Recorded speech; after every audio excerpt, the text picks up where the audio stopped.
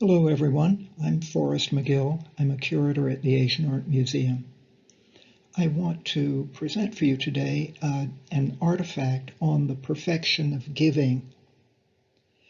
The arrival of the International Day of Charity on September 5th prompts thoughts of themes of generosity in Asian art. In Theravada Buddhist tradition, a being striving for Buddhahood must achieve 10 perfections. These include the perfections of truthfulness, determination, loving kindness, and so on. But the foremost is the dana paramita, the perfection of selfless giving.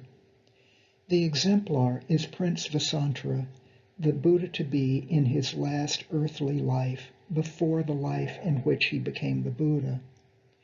In 9 still earlier lives, he had accomplished the other perfections and now must fulfill the ultimate in charity. He began at birth. An ancient text says, "The great being came from his mother's womb, free from impurity, open-eyed, and, on the instant, holding out his hand to his mother, he said, 'Mother, I wish to make some gift. Is there anything?'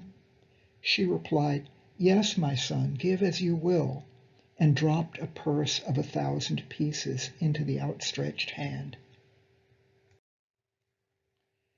Years later, when Vasantara was grown, he went out riding his kingdom's miraculous rain-bringing elephant and was asked for it by a group of Brahmins. The old text continues, "From the elephant's back he replied, 'I give, and never shrink from it, that which the Brahmins want, the noblest beast for riding fit, the fierce tusked elephant.' And thus consenting, the prince, the savior of his folk, dismounted from its back, and glad in sacrificing, gave the Brahmins what they lack."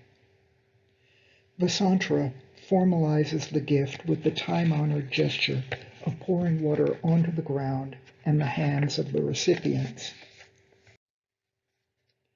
His people were devastated at the loss of the magical elephant and sent Vasantara with his wife and children into exile in the wilderness. Needless to say, he was asked for and gave the deer-drawn chariot they rode in. They continued on foot. You can see where this story's going. Yes, Vasantara was asked for his children, and he bestowed them. He lamented, but even when he saw them being treated harshly by their new master, he held steadfast to his vow of selfless giving to advance on his path to Buddhahood.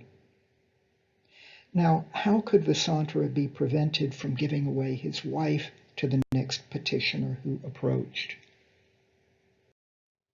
The god Indra assumed the form of a mendicant and asked for Vasantara's wife himself to take her into a sort of protective custody.